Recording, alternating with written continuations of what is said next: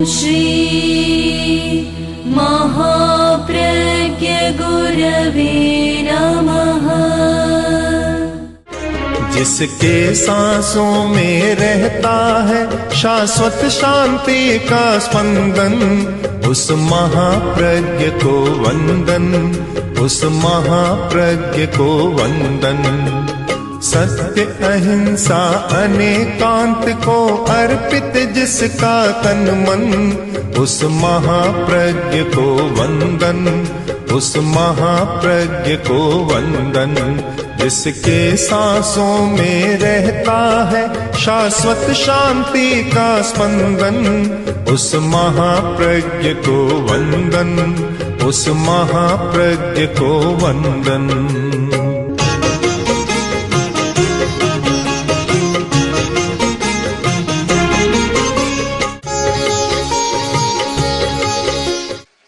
मैं आज कह सकता हूं, आचार्य तुलसी का एक स्वप्न था कि जैन धर्म जन धर्म बने।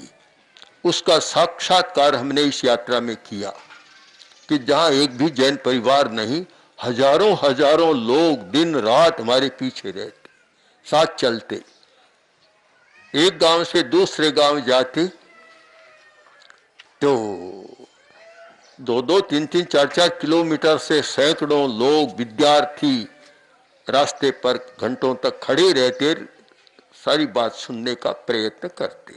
हमारे जो एक कार्यकर्ता है प्रोफेसर सुमन, जो प्रिंसिपल थे मगध यूनिवर्सिटी में, हाँ पटना, और यहाँ हमारे साथ कार्य कर रहे हैं, ये सारा संपर्क कर रहे हैं। तो हजारों हजारों विद्यार्थी रास्ते में संपर्क में आ रहे हैं।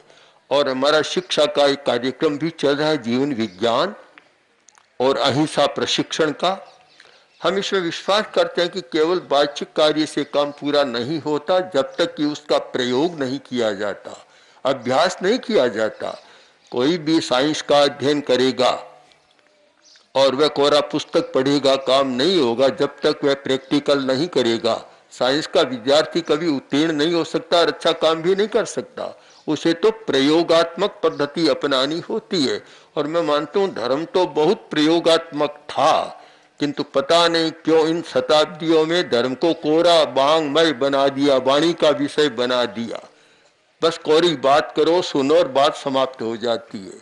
प्रयोगात्मक पद्धति हमारी छूट गई। और हमने जब देखा कि जहां जहां प्रयोगात्मक पद्धति से काम होता है बहुत सफलता मिलती है।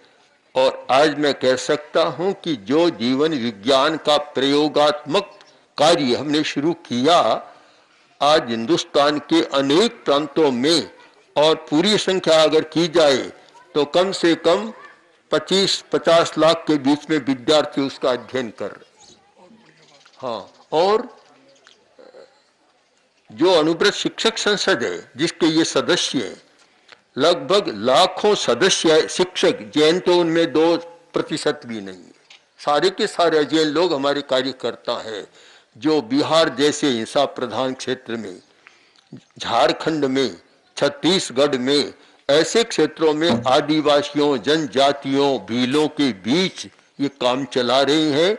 और जहां नक्सलाई का काफी है वहां भी काम चला रहे हैं। तो कि हम हिंसा अहिंसा को बहुत सीमित कर दिया, मारने न मारने तक सीमित कर दिया।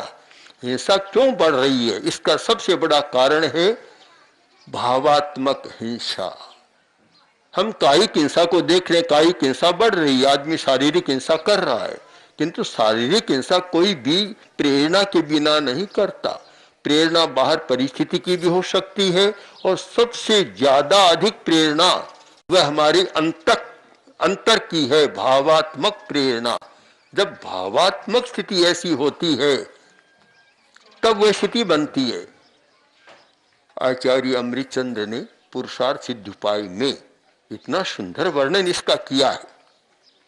हमारी एक पुस्तक थी अहिंसा तत्व दर्शन, अहिंसा दर्शन, और जब वह पुस्तक निकली तो विद्यानंद जी ने, मुनि विद्यानंद जी, उस समय के मुनि विद्यानंद जी ने 50 पुस्तकें साउस अंति जैन प्रसाद, श्रेयांश प्रसाद आदि आदि रेडियो स्टेशन पर भेजी, क्यों उसमें हमने अमृतचंद्र की अहिंसा का बहुत विचार किया था और इतना गहन चिंतन उन्होंने किया है।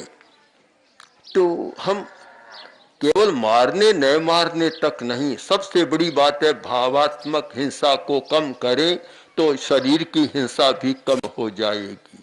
और जब तक भावात्मक हिंसा कम नहीं होगी तो मानसिक हिंसा कम नहीं होगी, और मानसिक हिंसा कम नहीं होगी तो फिर शारीरिक हिंसा को भी रोका नहीं जा सकता। हमें क्या पकड़ना है? हम सीधा पकड़ते हैं कायिक हिंसा को। ये समाधान नहीं है, कोई उपाय भी नहीं है। हमें जाना चाहिए उस स्तर पर। हमने जो प्रेक्षा ध्यान में एक मूल सूत्र और आधार रखा, वे 3 शब्द हैं, व्याधि, आधि और उपाधि। व्याधि ये शरीर की बीमारी, आधि मानसिक बीमारी, उपाधि हमारी भावात्मक बीमारी। जब तक भावात्मक बीमारी का समाधान नहीं होगा, शारीरिक स्वास्थ्य भी अच्छा नहीं रहेगा। और जब तक भावात्मक हिंसा की वर्जना नहीं होगी, तब तक ये कायिक हिंसा भी कम नहीं होगी। हमें जहां जाना चाहिए वहां नहीं जा रहे। आचार्य तुलसी दिल्ली में अध्यात्म साधना केंद्र में विराज रहे थे और आचार्य विद्यानंद जी वहां आए और हमारे बहुत निकट संपर्क रहा है। बैठे बातचीत हो रही थी तो आचार्य विद्यानंद जी ने कहा, आचार्य श्री आप बहुत काम कर रहे हैं पर सब छोड़ दें, केवल प्रेक्षा ध्यान का ही काम करें, क्योंकि ये आज की समस्या का बहुत बड़ा समाधान है। उन्होंने स्वयं भी अपने पास कितनी बार प्रेक्षा ध्यान के शिविर कराए। प्रेक्षा ध्यान का मतलब है हम भावात्मक स्तर पर अहिंसक बने, हम भावात्मक स्तर पर सत्यवादी सत्यनिष्ठ बने। जैन आचार्य ने जो द्रव्य और भाव का भेद किया बड़ा महत्वपूर्ण है। द्रव्य हिंसा और भाव हिंसा। द्रव्य हिंसा की वर्जना तो पूरी कोई शरीरधारी कर ही नहीं सकता, भाव हिंसा की कर सकता है। किंतु आज की स्थिति यह है कि हमारा ध्यान जितना द्रव्य हिंसा पर अटका हुआ है, अटक गया, भाव हिंसा की तरफ में हमारा कोई नया प्रस्थान नहीं हो रहा है। हम चिंतन करें, भाव के स्तर पर जाने का प्रयत्न करें, तो फिर 2 शब्द हमारे सामने आएंगे, राग और द्वेष या कषाय। जिसका कषाय उपशांत है, जिसका राग द्वेष शांत है, वह व्यक्ति अहिंसा का विकास कर सकता है और वही व्यक्ति दूसरों के लिए अहिंसा का प्रेरक बन सकता है। हमारी यात्रा में ऐसे अनेक प्रसंग आए कि दंगा होने वाला है, हिंदू मुस्लिम दंगा, भयंकर दंगा होने वाला है और 2 दिन बाद ही होने वाला है। हमने उन दोनों समुदायों के लोगों से बात की।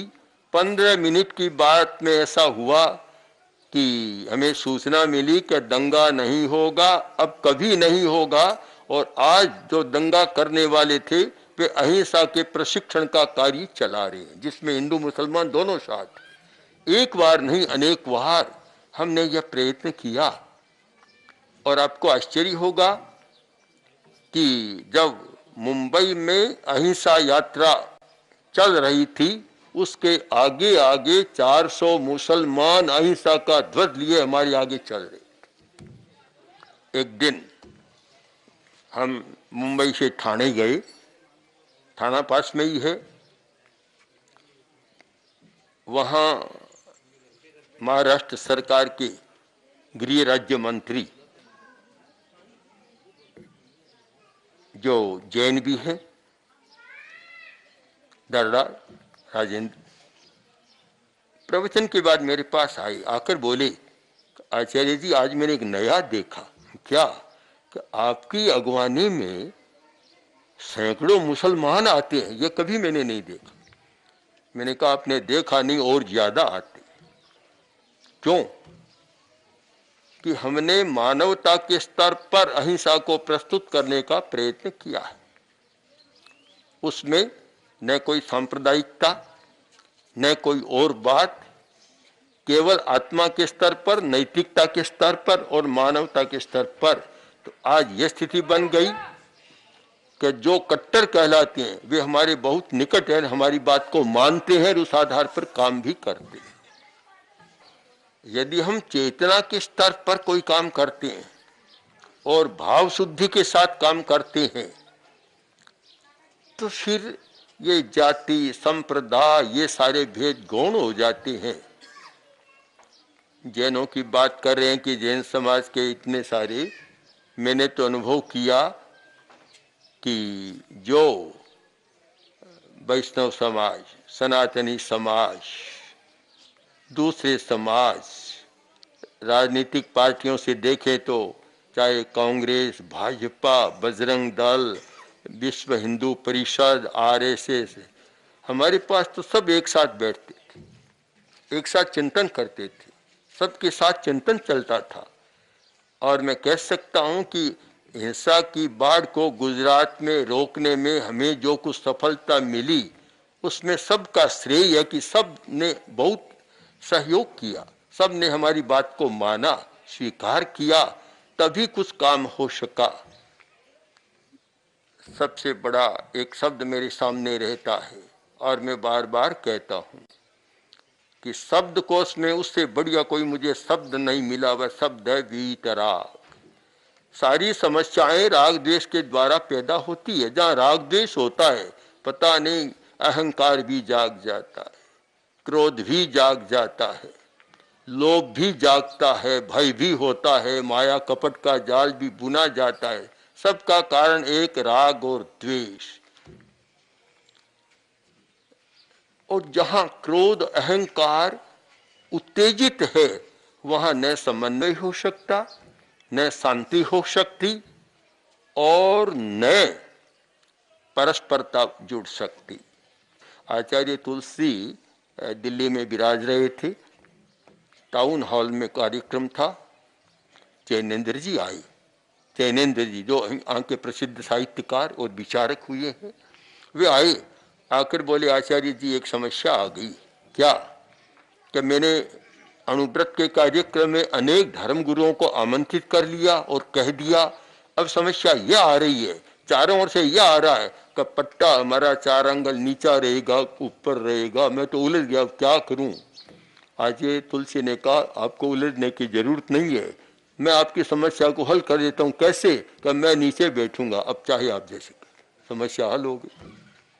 हम इन बातों में अटके रहेंगे तब तक कोई बड़ा काम नहीं कर सकेंगे, न अहिंसा को व्यापक बना सकेंगे और न अहिंसा के द्वारा समस्या का समाधान कर सकेंगे। आज बहुत लोग देश और विदेश के हमारे पास अहिंसा के द्वारा समस्या का समाधान पाने आते हैं कि कैसे समाधान करें। अगर हम जाति, संप्रदाय, रंग भेद, इन छोटी छोटी बातों में उलझ जाएं तो फिर कोई बड़ा काम तो किया ही नहीं जा सकता, हो भी नहीं सकता। हमें तो इतने व्यापक दृष्टिकोण से देखना है कि आत्मा है, वीतरागता है, बस वीतरागता है तो समाधान होगा। जहाँ वीतरागता नहीं है वह समाधान नहीं होगा। आप चाहे तो 1000 कॉन्फ्रेंस बुला लें, चाहे कितने ही ये वर्कशॉप कर लें, कितने ही सेमिनार कर लें, कुछ भी कर लें, आखिर समाधान है वीतरागता। मुझे इतना प्रिय शब्द है ये वीतरागता कि वीतरागता से बढ़कर धर्म के क्षेत्र में कोई भी शब्द को उसका बढ़िया शब्द नहीं है। सबसे बढ़िया शब्द है वीतरागता। श्वेतांबर दिगंबर की बात हमारे सामने तो रहती नहीं। इसका कारण कि जब से हमने आगम संपादन का काम शुरू किया और आज लगभग 50 वर्ष के आस 45-50 वर्ष हो रही है, कोई भी पाठक देख सकता है हमने आगम संपादन में शायद श्वेतांबर ग्रंथों की अपेक्षा दिगंबर आचार्यों को ज्यादा काम में लिया है। हमारे मन में प्रश्न नहीं होता कि श्वेतांबर दिगंबर, और मैं तो यहाँ तक सोचता हूँ कि श्वेतांबर दिगंबर नहीं, चाहे कोई नास्तिक आचार्य है उनसे भी बहुत अच्छी बात हमें मिल सकती है। उनका भी प्रयोग किया है, वैदिक विद्वानों का, राजनीति शास्त्र का, चाणक्य को हमने बहुत उद्धृत किया है, आयुर्वेद के आचार्यों को बहुत उद्धृत किया है। जब तक हमारा दृष्टिकोण व्यापक नहीं होगा, सत्य परक नहीं होगा और ये चार दीवारी की बात में ही सोचते रहेंगे, तब तक न तो अहिंसा का विकास होगा और न हम अहिंसा के द्वारा कोई बड़ा काम कर पाएंगे। हमें काम करना है।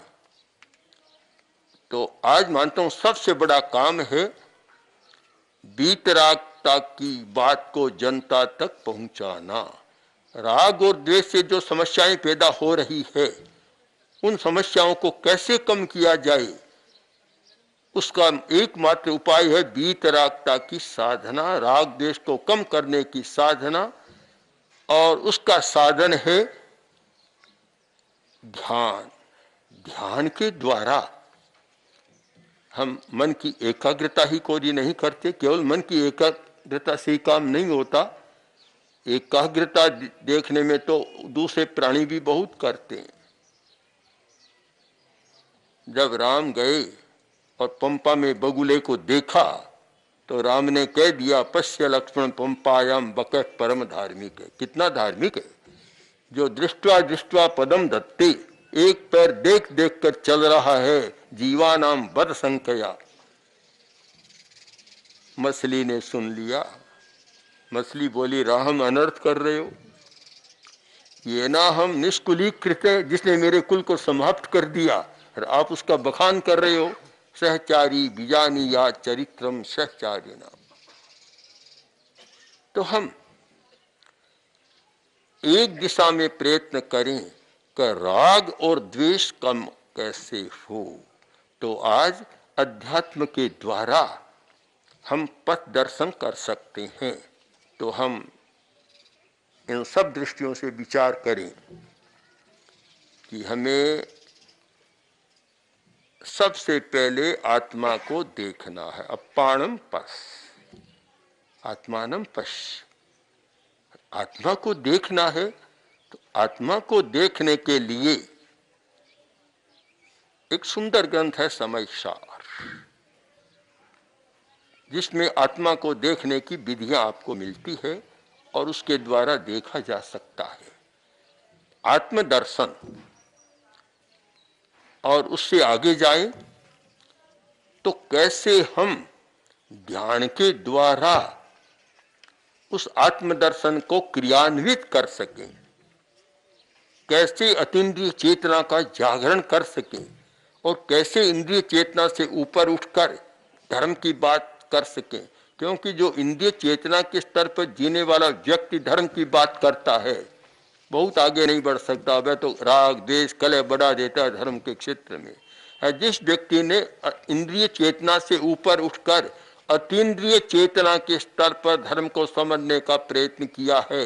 जब गौतम स्वामी और केशी स्वामी का संवाद हुआ और जब पूछा धर्म कैसे जाने, तो उत्तर दिया गौतम स्वामी ने, पन्ना समीक्षाये धम्मम, प्रज्ञा से धर्म की समीक्षा करो। और यही मैं देखता हूँ बड़े बड़े दिगंबर आचार्य, उनमें भी यही मिलता है। और अकलंक हमारे बहुत प्रिय हैं कि जिन्होंने परिभाषाओं में बड़ा सुंदर पद दर्शन दिया है, और शायद ऐसे तार्किक बहुत कम आचार्य हुए हैं। तो बहुत अच्छा मार्गदर्शन वहाँ मिलता है। तो हम जहाँ सत्य है इस बात को भुला दें कि श्वेतांबर है, दिगंबर है, स्थानकवासी है, मूर्ख तेरापंथी है, ये सब तो बाहर की पहचानें बन गई। मैं अपनी बात को संपन्न करूं कि बाहर की पहचान से काम नहीं होगा, हमें मूल बात चाहिए। शिकारी शिकार करने गया, जंगल था और बैलगाड़ी में था वह। जब गहरा जंगल आ गया जहां शिकार हो सकती है, उसने अब सोचा अब तैयारी करूं, उससे पहले निवृत्त हो जाऊं देह शंका से। तो अपने देह शंका से निवृत्त होने के लिए नीचे उतरा, जंगल की ओर गया और उधर बैलगाड़ी चलती रही। बैलगाड़ी थोड़ी आगे चली गई, अकस्मात जंगल में से चीता आया, चीता को देखा और घबरा गया, बोला क्या करूं, बंदूक तो उसमें रह गई जो 1 फरलांग गाड़ी आगे जा रही है, मेरे पास कुछ है नहीं, क्या करूं। लगता है कोई वकील रहा होगा, तर्क आ गया समझ में, ध्यान में कोई कानून का कोई निकल गया नुक्ता, तर्क आ गया साथ में, कोई बात नहीं, बंदूक नहीं है किंतु लाइसेंस तो मेरी जेब में। उसने लाइसेंस को निकाला, हाथ में लिया और बोला देख चीता, बंदूक का लाइसेंस मेरे पास है, सावधान। अब चीता लाइसेंस की भाषा को कम समझता था, बंदूक की भाषा को तो फिर भी समझता है, पर वह लाइसेंस की भाषा को तो नहीं समझता था। एकदम आक्रमण किया और शिकारी जो शायद वकील ही था उसका काम तमाम कर दिया। हम केवल लाइसेंस पर भरोसा न करें, केवल वेशभूषा पर भरोसा न करें, केवल आकार प्रकार पर भरोसा न करें। ये तो बहुत बार ऐसा होता है कि बढ़ाने वाले हो जाते हैं, राग देश को बढ़ाने वाले। उधर राजस्थान की बात है, शायद नागौर जिला का एक प्रसिद्ध क्षेत्र है जो बड़ा धार्मिक क्षेत्र रहा है जो रामानुज संप्रदाय के लिए। वहाँ की डीडवाना, वहाँ की एक घटना है कि एक सेठ जी थे और सेठ जी के एक रसोईया रसोई बनाता था, तो सेठ जी तो तिलक करते थे ऐसे, वह करता था ऊपर की ओर। कोई बात नहीं, अपना अपना विश्वास है, इसमें क्यों हस्तक्षेप होना चाहिए, पर पता नहीं है सांप्रदायिक चेतना, इतनी अवधारणाएं झूठी बनी रहती है कि वे आगे आ जाती है। सेठ ने एक दिन कहा कि देख अब तुम्हारा तिलक बदल दे, मैं करता हूं वैसे कर। यह आग्रह भी होता है आदमी में कि मैं करता हूं वैसे कर। उसने कहा जी हजूर, जो आपका आदेश। दूसरे दिन देखा तो वैसा ही तिलक। शेख ने फिर कहा, तीसरे दिन देखा, उसने स्वीकार कर लिया पर बदला नहीं, वैसा ही। तो शेठ ने कहा देख मैंने इतनी बार कह दिया, या तो बदल दे नहीं तो तुम्हारी छुट्टी हो जाएगी। उसने कहा शेठ साहब बदल दिया कैसे? पेट में कपड़ा खोला और दिखाया कि ये देखिए आपका तिलक। यहाँ क्यों? तो आपकी नौकरी पेट के लिए करता हूँ, दिमाग के लिए करता हूँ। ये दिमाग का तो मेरा अपना है, मेरे विचार का है, और आपकी नौकरी करता हूँ पेट के लिए, तो पेट पर आपका कर दिया। अब ये सारी बातें राग देश बढ़ाने वाली बातें ऐसी बन जाती हैं। जब तक हम इन बातों से ऊपर उठकर और शुद्ध अहिंसा, भावात्मक अहिंसा, वीतरागता, इन पर गहन मंथन और चिंतन नहीं करेंगे, तब तक न तो हिंसा को रोक पाएंगे, न अहिंसा का विकास कर पाएंगे, और न परस्पर सांप्रदायिक सौहार्द भी स्थापित कर पाएंगे। इसलिए आवश्यक है कि हम सब करें। मुनि उज्जैन सागर जी का अनुरोध था, हम यहाँ आए। हम तो जहाँ जाते हैं तो या तो हमारा प्रवचन विद्यालय में होता है, ज़्यादा विद्यालय कॉलेज आदि में होता है, हरिया जहाँ ठहरते वहाँ हो जाता है।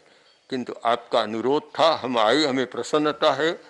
और हम तो कहीं भी जाते हैं जहाँ आपको आश्चर्य होगा कि दरगाह में किसी का भाषण कराते नहीं है, दरगाह में भी हमें ले जाते हैं। लाडनू गए तो सबसे पहले दरगाह में कार्यक्रम रहा, फिर बाद में हम विश्व भारती में पहुँचे। आगे किसी भी क्षेत्र में जाते हैं तो मुसलमान, ईसाई उनके क्षेत्रों में जाकर करते हैं। यह तो खैर कोई प्रश्न नहीं, जैनों का ही है। पर मैं मानता हूँ सभी जैन लोग इस व्यापक दृष्टिकोण से विचार करें और इस पर करें कि धर्म का मूल उद्देश्य है वीतराग होना, राग द्वेष को कम करना, कसाय को उपशांत रखना। बस जहाँ ये बढ़ती है तो समझ लो वहाँ धर्म का नहीं, धर्म पर अधर्म हावी हो गया। जहाँ राग द्वेष शांत है, कसाय शांत है, तो फिर वहाँ सांप्रदायिक गौण हो गया, वहाँ केवल आत्मा की बात और वीतरागता ऊपर आ गई।